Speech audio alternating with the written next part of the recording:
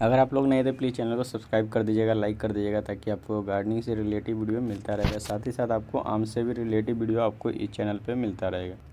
खास करके जो स्पेशल जो आपको आम को ज़्यादा रिलेटिव वीडियो इस चैनल पे मिलता है, और आम से ही ज़्यादा स्पेशल वीडियो भी इस चैनल पे आपको आता रहता है। तो आप शुरू से लेकर लास्ट तक देखिएगा वीडियो को और मिस मत कीजिएगा। तो आज मैं आपको पूरा का पूरा जानकारी देने वाला हूँ कि आम के पौधे को आपको कैसे बढ़ाए, क्या इस पर तकलीफ़ होता है और किस किस कारण आप आम के पौधे को एक मिस कर देते हैं बढ़ने से या मरने से। तो सारा का सारा इस वीडियो में आपको जानकारी मिलेगा। तो देखिए, आज मैं आपको आम के पौधे के लिए बात बतलाने वाला हूँ कि आप आम के पौधे को तेज़ी से कैसे बढ़ाएं और 2 महीने में आप आम के पौधे को 5 फीट कैसे कर सकते हैं। वो भी बहुत ही ईजी तरीका है और बहुत आप इजी तरीक़ा से कर सकते हैं। और ये भी बतलाने वाला हूँ कि आप किस में लगा सकते हैं, ग्रो बैग में या मिट्टी का पॉट में या जियो फाइब्रिक ग्रो बैग में, या कौन सा खाद देना है। ये सब मैं आपको इस वीडियो में देने वाला हूँ और कैसे आप बहुत ही जल्दी आम के पौधे को बढ़ा सकते हैं।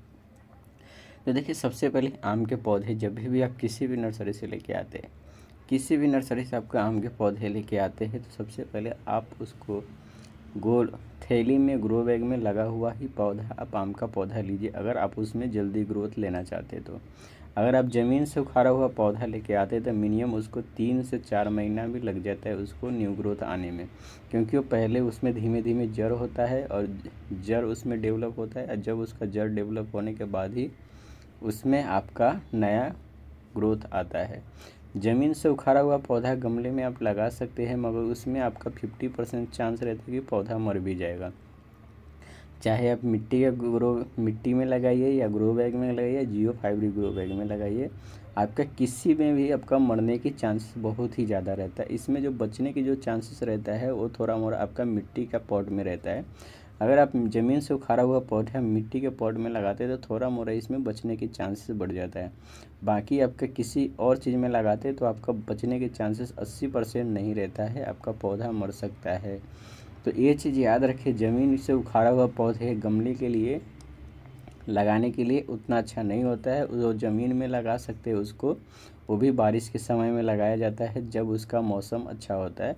इसीलिए आप देखेंगे तो जो भी आम का पौधा रहता है उसको ज़मीन में खास करके बारिश के समय में लगाया जाता है, क्योंकि उसमें जो ज़मीन का जो मिट्टी रहता है वो भी गीला रहता है, पानी नहीं पटाना रहता है और मौसम वेदर भी अच्छा रहता है, जिसके कारण वो अच्छी तरह से सूटेबल हो जाता है। बाकी मौसम में आप ज़मीन में जब पौधा लगाते हैं ज़मीन से उखाड़ा हुआ, तो उसका बचने की चांसेस बहुत ही कम रहता है। मतलब 99% पौधा नहीं बचता है अगर आप ज़मीन में लगाते हैं तो, ज़मीन से उखाड़ा हुआ पौधा है।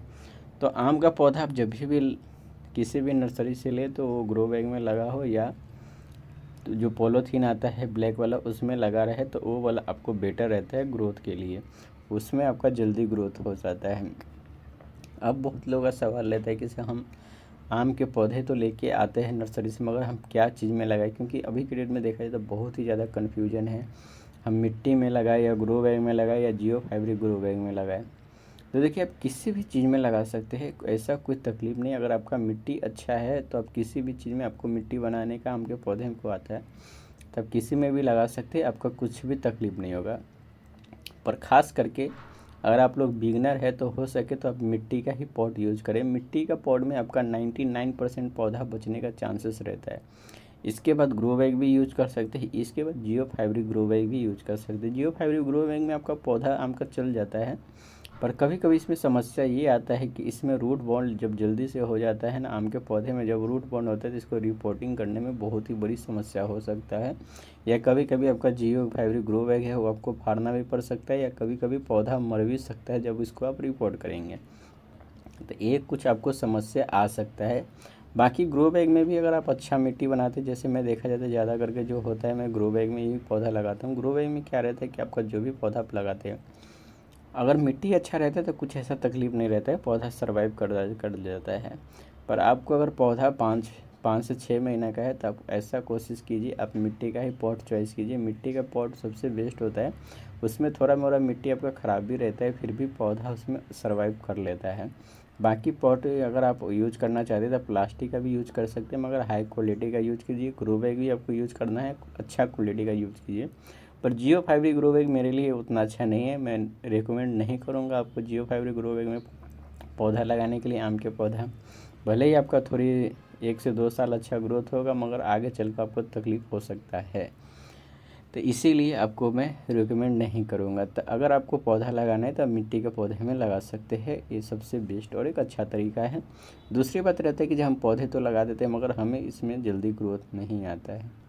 तो देखिए, आम के पौधे में कभी कभी क्या रहता है कि आम के पौधे में आपका जल्दी ग्रोथ भी आ सकता है। जैसे आप नर्सरी से लेके आते हैं तो 5 से 6 दिन में ही आपका न्यू फुटाव आ जाता है। कभी कभी आपका न्यू फुटाव आया रहता है तो मिनिमम 1 महीना भी लग सकता है न्यू फुटाव के लिए। कभी कभी अगर आपका रूट डिस्टर्ब हो चुका है तो कभी कभी इसमें 3 से 4 महीना भी नया ग्रोथ में लग जाता है।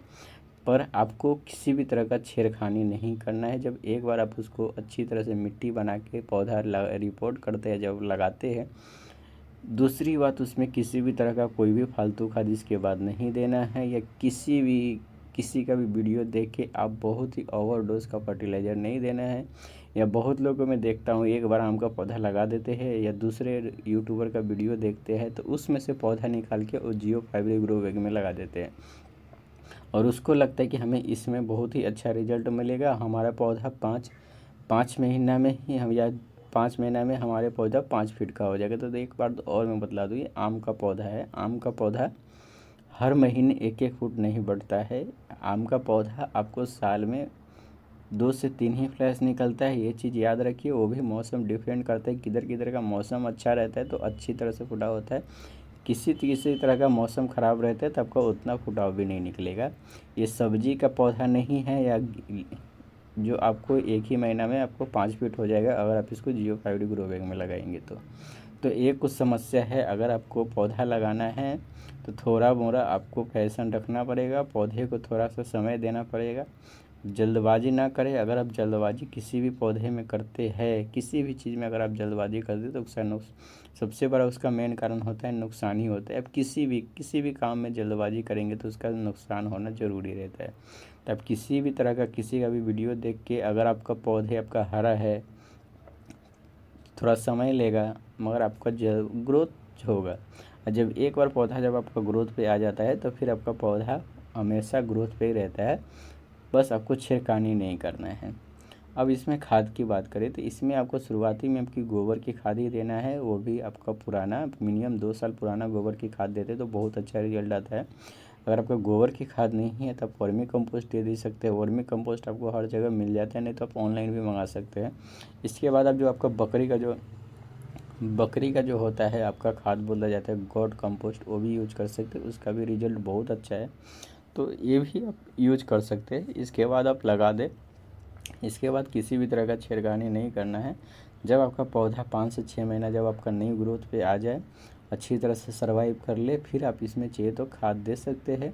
ऑर्गेनिक खाद भी दे सकते हैं या केमिकल भी दे सकते हैं। केमिकल हमें आपको देना है तो एक ओवरडोज बिल्कुल भी नहीं देना है, आपका लिमिट पे ही खाद देना है। केमिकल में अगर आप ऑर्गेनिक में देते तो थोड़ा मोड़ा ज़्यादा कम हो जाता है तो उतना कुछ फ़र्क नहीं पड़ता है। मगर जब भी आप गमले में लगाते हैं तो कभी भी ओवरडोज फर्टिलाइज़र नहीं दीजिए, चाहे ऑर्गेनिक हो चाहे आपका केमिकल हो।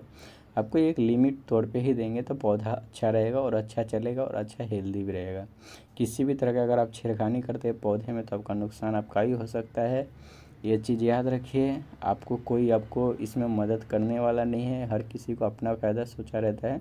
तो इसीलिए आपको अपना पौधा बचाना है, अपनी अच्छी तरह से देखभाल करना है, तो आपको खुद ही अच्छा स्मार्ट बनना ज़रूरी है। अगर आप स्मार्ट गार्डनिंग करते हैं तो आपका पौधा अच्छा सर्वाइव करेगा, पर अगर आप ओवर स्मार्ट बनते तो आपका पौधे में नुकसान हो सकता है।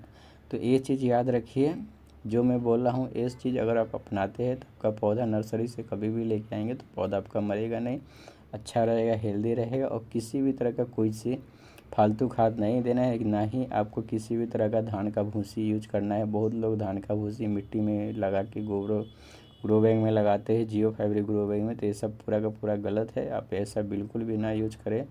भले ही उस आदमी का पौधा सर्वाइव कर जाएगा मगर आपका पौधा नहीं सर्वाइव करता है। हो सके आपका पौधा महंगा हो पर नुकसान तो आपको ही झेलना पड़ेगा, वो तो आपको आके समझाएगा नहीं।